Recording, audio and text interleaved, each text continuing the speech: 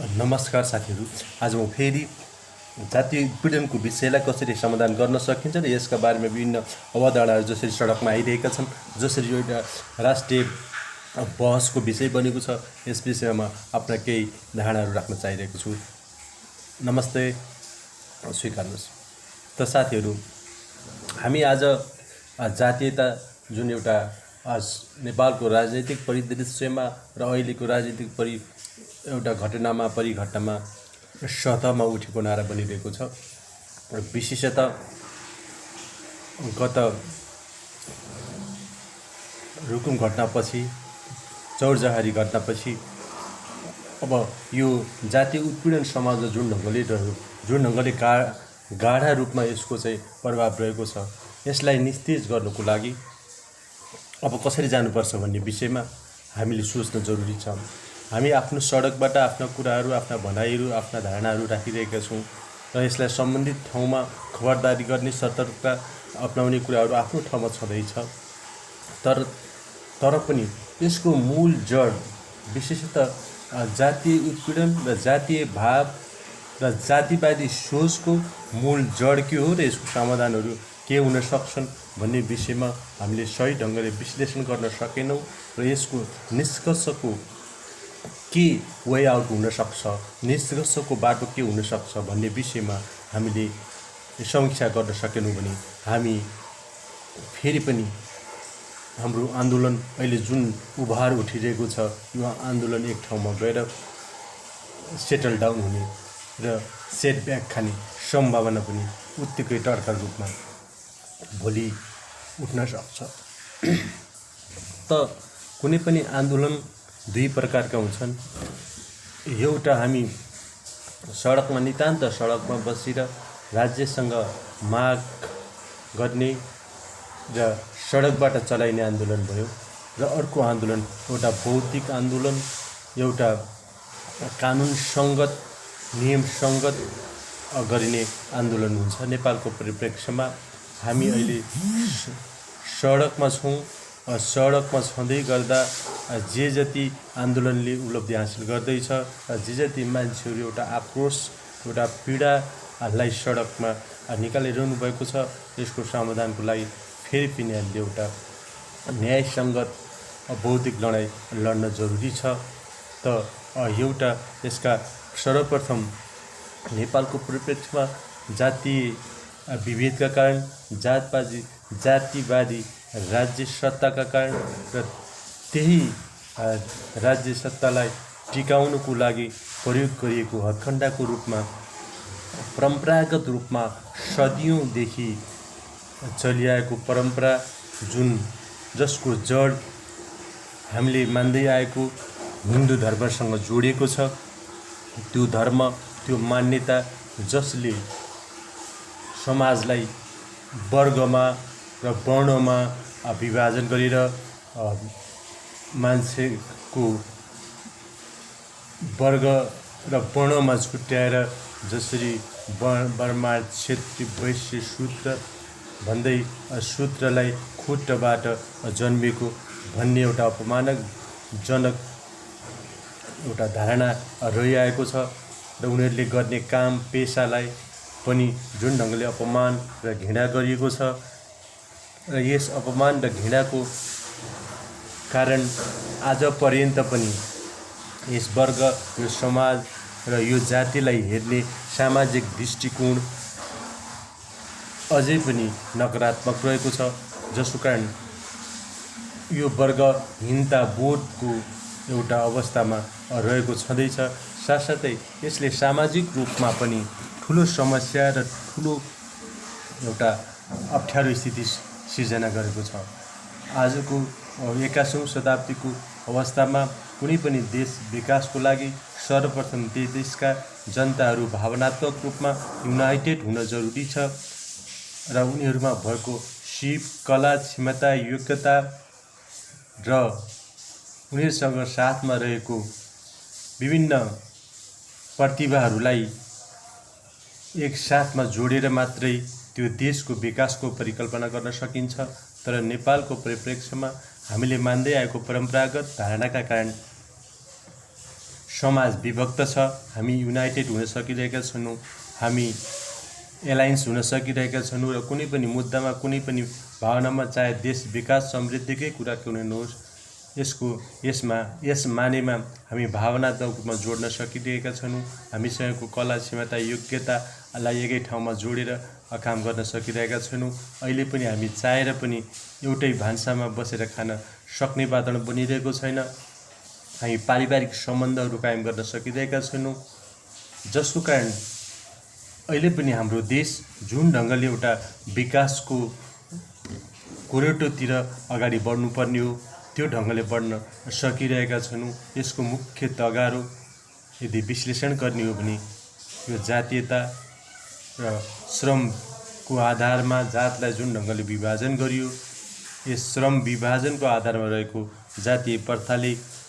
समाजलाई अगाडि बढाउनु एउटा ठुलो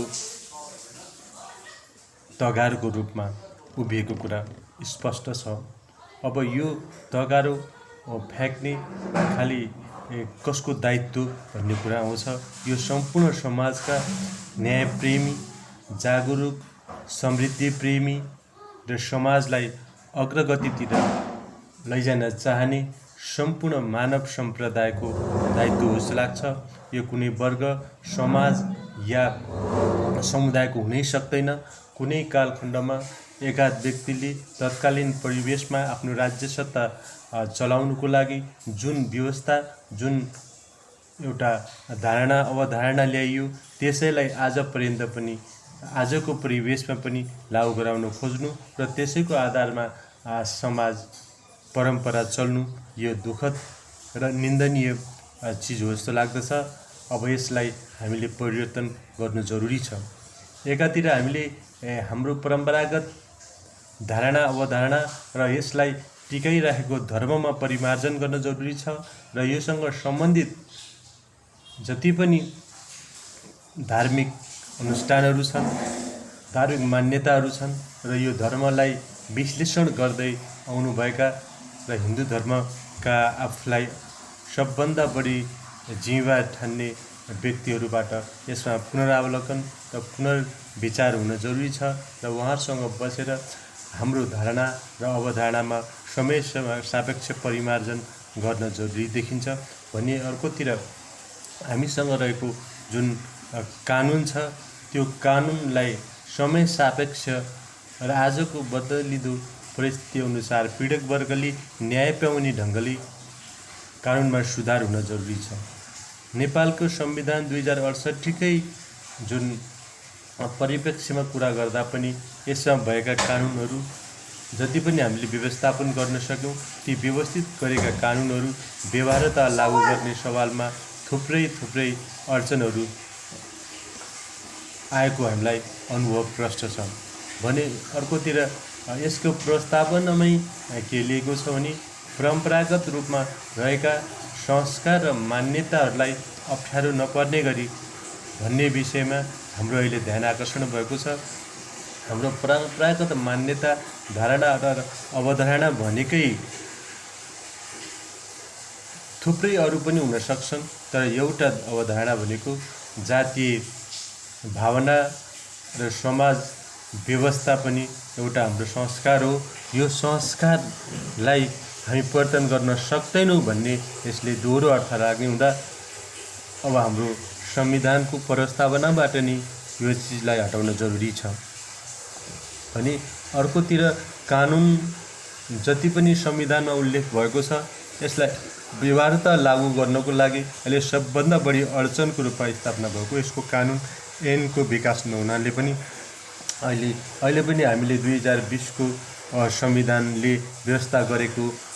नियमहरूलाई मान्नुपर्ने अवस्था छ। त्यसकारणले सबभन्दा पहिला संविधानमा बनेका धारा र उपधाराहरूलाई ऐन र कानुनमा व्यवस्थापन गर्नु पनि जरुरी छ, मूलकी ऐनमा ल्याउन जरुरी छ। त्यसपछि मात्र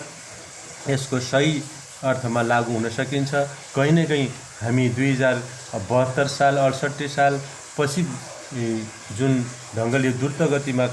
यसको चाहिँ व्यवस्थापनको लागि कानुनको व्यवस्था गरिनुपर्ने हो त्यो गर्न नसकेको कुराले हामीलाई अहिले पनि पीडा दिइरहेको छ, यसमा सुधार्न जरुरी छ भने अर्कोतिर अहिले के अनुभव भइरहेको छ भने जुन कानुनहरू बने ती कानुनहरू अहिले पनि पुरा छैनन्, अपुग छन् र अपुरो छन् भन्ने लागेको छ।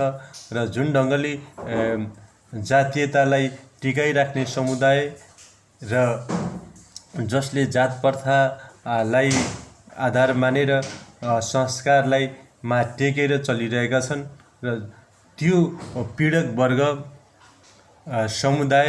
या व्यक्ति जो कोही किन नहोस् उसलाई कानुनको दायरामा ल्याउने र उसलाई दण्डित गर्ने सवालमा बनेका धाराहरूमा जुन ढङ्गले व्याख्या विश्लेषण गरियो त्यो अपुग छन् भन्ने हामीलाई लाग्छ। र यी कडा कानुनहरूलाई अझ बढी कडाइका साथ लागू गर्नको लागि अझै कडा कानुनको चाहिँ व्यवस्थापन हुन जरुरी हामीले अनुभव गरेका छौँ। विशेष गरेर जातीय जुन विभेद छ यो समाजको एउटा कलङ्क र समाजकै एउटा कालो टिकाको रूपमा रहेको र साह्रै दुःखदायी पूर्ण एउटा सोच हो, घटना हो। यसलाई अन्त्यको लागि अब राज्यले तुरुन्त यस कानुनको परिमार्जन गरेर अझ कडा र यस्तो किसिमको संस्कारहरूलाई अझै पनि जीवित राख्न चाहने र त्यसको आधारमा पीडामा उत्रिने र एउटा समुदायलाई सधैँ एउटा दुःख दिइरहने र विभिन्न किसिमले मानसिक उत्पीडन र शारीरिक र भौतिक उत्पीडनमा पारेर जुन समाजमा एउटा विग्रह ल्याउने र समाजलाई टुक्र्याउने र एक किसिमको समाजलाई बन्दी बनाउने जुन काम गर्ने अवधारणा छ त्यो अवधारणा पालेका व्यक्तिहरूलाई कानुनसङ्गत रूपमा कानुनसम्मत रूपमा कडाभन्दा कडा रूपमा राज्य प्रस्तुत हुन जरुरी छ र कानुनमा व्यवस्थापन भएका कुरालाई लागू मात्र गरेर पुगेन, अब अझ बढी कडाइका साथ कानुनहरू निर्माण हुन जरुरी छ। हामी केही समयपछि अब हामीलाई कस्तो किसिमको कानुनी राज्यको आवश्यकता छ र कस्तो किसिमको दलित मैत्री कानुनहरू बनाउन जरुरी छ भन्ने विषयमा हामी एउटा खाका तयारी गर्ने परिस्थितिमा पुगेका छौँ र हामी राज्यसँग यी विषयमा कुराहरू उठाउनेछौँ। र साथसाथै यदि राज्यले यसलाई सम्बोधन गर्न नसकेको खण्डमा हामी यही मञ्चबाट र यही अहिले के भन्न चाहन्छौँ भने हामीसँग अन्तर्राष्ट्रिय रूपमा पनि जाने हतियार हामीलाई छ। विशेषतः अन्तर्राष्ट्रिय रूपमा जातीय विभेद उन्मूलन दिवस हामीले मनाइसकेका छौँ। हामी 54औं जातीय विभेद उन्मूलन दिवस मनाउँदै गर्दा हामीले 1971मा यसको चाहिँ यो दिवसलाई अनुमोदन गरेर 21 मार्चलाई अन्तर्राष्ट्रिय जातीय उन्मूलन दिवसको रूपमा हामीले स्वीकार गरेर अब कहीँ पनि विश्वमा जातीयताको आधारमा, क्षेत्रीयताको आधारमा या कुनै पनि आधारमा विभेद गर्न पाइँदैन भन्ने कुरालाई हामीले स्वीकारिसकेको अवस्था हो भने त्यसै गरी 2063 सालमा जेठ 21 गते यो राष्ट्रलाई छुवाछुत मुक्त राष्ट्र पनि घोषणा गर्यौँ। 2068 सालको संविधान बनायौँ। त्यस्तै प्रकारले 72मा यसलाई थप परिमार्जन गर्यौँ र पनि समाजमा यो विभेद र यो उत्पीडनले अन्त्य पाउन सकेन। र यदि राज्यले यी सबै कुराको व्यवस्थापन गर्न सक्दैन र चौरजहारी घटनाकै उदाहरणलाई लिँदै गर्दा यदि त्यो घटनामा उत्पीडनमा परेको जुन परिवार छ त्यो परिवारलाई न्याय दिन सक्दैन र त्यस घटनालाई तोडमोड गरेर यदि राज्यले पीडकहरूको पक्षमा फैसला गर्छ र यो घटनालाई फितलो पारिन्छ। यो वा त्यो नाममा पोस्टमार्टम रिपोर्टलाई पीडक पक्षीय रूपमा चाहिँ तयार गरेर या प्रहरी वा कुनै पनि निकायले गर्ने सर्वेक्षण छानबिनमा दिने रिपोर्टहरूलाई पीडक पक्षीय रूपमा चाहिँ तयार गरेर प्रस्तुत गरिन्छ र यो इस्युलाई, यो मुद्दालाई कमजोर बनाइन्छ भने पनि अब हामी सडकमा त छँदैछौँ, यसको साथसाथै यो राष्ट्रले यस मुद्दाको सम्बोधन गर्न सक्दैन भने पनि हामीसँग अन्तर्राष्ट्रिय अदालतमा जान जरुरी छ। यसबारेमा केही बोल्न चाहे। जेनेभा सन्धिपछि हामीले अर्को एउटा सन्धि हामीले अनुमोदन गरेका छौँ। त्यो भनेको अन्तर्राष्ट्रिय फौजदारी अदालतमा जुन संयुक्त राष्ट्रसङ्घले 1997मा यसको विधान पारित गरेर लागू गरिसकेपछि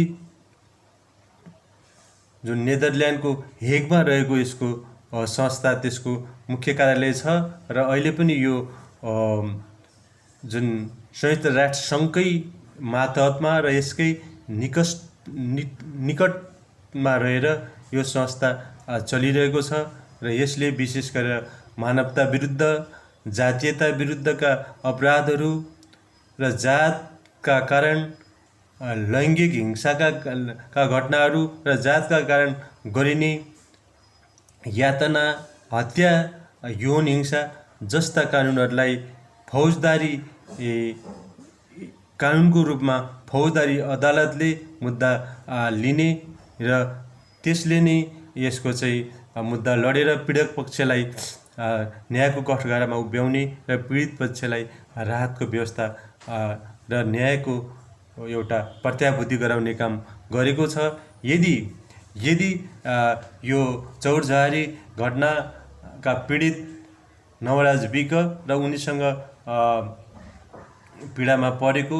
र मृत्युवरण गरेका 6 जनालाई यदि राज्यले सही किसिमको न्याय दिन सक्दैन भने हामी अन्तर्राष्ट्रिय फौजदारी अदालतमा पनि जान सक्ने एउटा हैसियत बनाउन जरुरी छ र यो मुद्दालाई अन्तर्राष्ट्रियकरण गर्न जरुरी छ। किनकि विश्वमा अब यस्ता किसिमका धेरै विभेदहरूको अन्त्य भइसक्दा पनि यसको अवशेष नेपालको परिप्रेक्ष्यमा अहिले पनि छ र अहिले पनि जातका आधारमा मान्छे मारिने, जातका आधारमा मान्छेलाई अपहेलित गरिने, जातका आधारमा घृणित गरिने, मान्छेलाई विभिन्न सार्वजनिक ठाउँहरूमा समेत प्रवेश निषेध गरिने, छुनसम्म नहुने, एउटै घरमा बस्न नहुने लगायतका जुन व्यवहारहरू गरिन्छ, जसले मानिसलाई मानिस नभइकन जनावरभन्दा पनि तल्लो दर्जाको, पशुभन्दा पनि तल्लो दर्जाको जुन व्यवहार एक तबकाले नेपाल र विशेष गरेर हिन्दू धर्म संस्कृति र यसले लिएको मान्यताले शासन गरेका राष्ट्रहरू, विशेष गरेर भारत र नेपालमा यसको चाहिँ प्रभाव छ। यो चिजलाई हटाउनको लागि अब नेपाल मात्र नभइकन अन्तर्राष्ट्रिय रूपमा जातीय तथा नस्लका आधारमा, रङका आधारमा, लैङ्गिक रूपमा जुन विभेदमा परेको समुदाय छ, यो विश्वव्यापी रूपमा एकीकृत हुन जरुरी छ र हामी अन्तर्राष्ट्रिय रूपमा एउटा विभेदमा परेको समुदाय, चाहे रङका कारण होस्, चाहे लिङ्गका कारण होस् या जातका कारण होस्, यी सबै वर्ग एक ठाउँमा उभिएर अब यस्ता इस्युहरूलाई हामीले अन्तर्राष्ट्रिय मुद्दाको रूपमा उठाएर संयुक्त राष्ट्रसङ्घको अधीनस्थमा रहेको यस अन्तर्राष्ट्रिय फौजदारी अदालतसम्म उठाउन सकेको खण्डमा मात्रै यसको न्यायिक र सत्य तथ्य परक छानबिन हुने र पीडकले कानुनी सम्मत सजाय पाउने र पीडितले राहत पाउनु हुन सक्ने भएको कारणले आदरणीय आन्दोलनरत सम्पूर्ण समुदायले हामी सडकमा बसेर जसरी राज्यलाई खबरदारी गरिरहेका छौँ, जसरी राज्यलाई जानकारी गरिरहेका छौँ, दबाब सिर्जना गरिरहेका छौँ, त्यसै गरी हामी बौद्धिक रूपमा र मानसिक रूपमा पनि अब न्यायको ढोकाहरू के हुन सक्छन् र कुन कुन माध्यमबाट हामी कानुन सम्बद्ध रूपमा यो पीडाबाट मुक्ति पाउने बाटो हुन सक्छ र यस्ता किसिमका दुर्भाग्यपूर्ण र कुनै शब्द नै नभएका जुन जसको विरोध गर्नको लागि, जसको भर्त्सना गर्नको लागि हामीसँग शब्दै नहुने जुन मानवता विरोधी नरसंहार घटना चौरजारीमा घट्यो, त्यस्ता प्रकारका घटनाहरू फेरि नदोहोरिउन् भन्नको लागि हामीले यसलाई नजिरको रूपमा उठाउन जरुरी छ। यसको साथसाथै सम्पूर्ण उत्पीडित समुदाय एक ठाउँमा उभिएर अब यो आजको जुन उत्साहपूर्ण एउटा भावना र जातीयताको विरुद्धमा उठिरहेको छ, यो उठ्लदो बाढीको सही निष्कर्षमा पुर्याउनको लागि हामीले जातीय आन्दोलनलाई थप व्यवस्थित गर्दै यसलाई अन्तर्राष्ट्रियकरण गर्न र बौद्धिक लडाइँ लड्नको लागि पनि हामीले अब यस समाजमा रहेका र यो पीडित वर्गलाई माया गर्ने मानवाधिकारवादी, चाहे त्यो दलित होस् या गैर दलित, चाहे त्यो कुनै पनि समुदायको होस्, राष्ट्रिय या अन्तर्राष्ट्रिय किन नहोस्, सबै वर्गसँग एकाकार गरेर यस मुद्दालाई समाज एउटा उत्पीडनको विरुद्धमा रहेको मुद्दाको रूपमा उठाउन जरुरी छ, न कि एउटा जात विशेषको, एउटा समुदाय विशेषमा मात्रै सीमित राख्यौँ भने यो विषय एउटा सीमित वर्गको विषय हुन सक्छ। यो सदियौँदेखि चलेको समाजकोमा रहेको एउटा स्वीकार नै नसकिने अमानवीय एउटा संस्कार हो, कुसंस्कार हो। त्यो संस्कार, त्यो कुसंस्कारको विरुद्धमा अब उठ्न जरुरी छ। आजको युगमा पनि हामी उठ्न सकेनौँ भने भावी पुस्ताले यो विरासतलाई कहिलेसम्म खपिरहने र कहिलेसम्म यो उत्पीडनमा परिरहने सबभन्दा चिन्ताको विषय रहेको हुँदा हामीले अबको विषयवस्तुलाई सोच्ने क्रममा र यसलाई आन्दोलनको विषय बनाउँदै गर्दा समाधान र यसको सही ढङ्गले सेटल डाउन गर्नको लागि र यसको मिसन जेका लागि हामी उत्रेका हौँ त्यो मिसन प्राप्तिको लागि पनि हामीले अब सोच्न जरुरी छ र बौद्धिक रूपमा पनि एउटा नीति र योजनाका साथ र भिजनका साथ प्रस्तुत हुन जरुरी छ। त्यसतर्फ पनि यो आन्दोलनरत रहेको समुदाय सोचोस् र बौद्धिक